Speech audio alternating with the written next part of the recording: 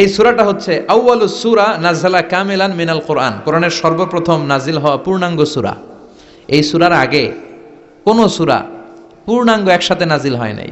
কোন সূরার 5 আয়াত, 10 আয়াত, 20 আয়াত। আপনারা যে এখন সুন্দর কোরআন দেখতেছেন, বিশ্বনবীর সময় কি এই কোরআন ছিল?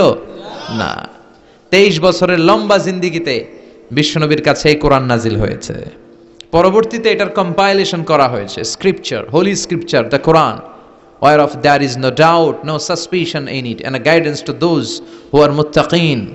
এটা এমন বই যেটাতে আল্লাহ কোনো ভুল রাখে নাই, মুত্তাকিনদের জন্য এটা পথ নির্দেশিকা হিসেবে আল্লাহ পাঠিয়েছে। পড়েন সুবহানাল্লাহ।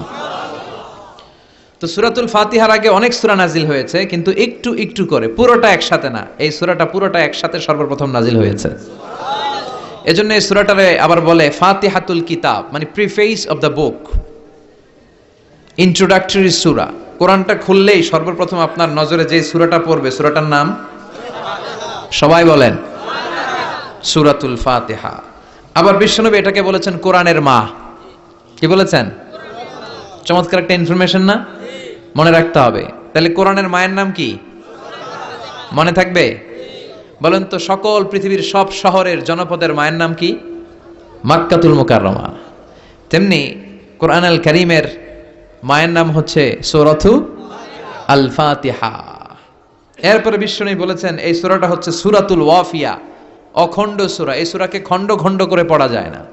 কেউ প্রথম রাকাতে সূরাতুল ফাতিহার অর্ধেক, দ্বিতীয় রাকাতে বাকি অর্ধেক যে পড়ছে, হইছে?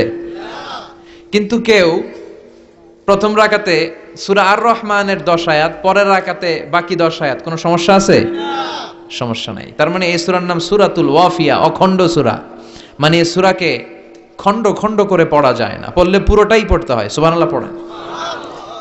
আবার এই সূরার আরেকটা নাম হচ্ছে সূরাতুদ দুআ, দোয়ার সূরা। কিসের সূরা? কেমন করে আল্লাহর কাছে প্রার্থনা করতে হয়, দোয়া করতে হয়, ফরিয়াদ করতে হয়, সে কথা এই সূরার ভেতরে আছে না নাই?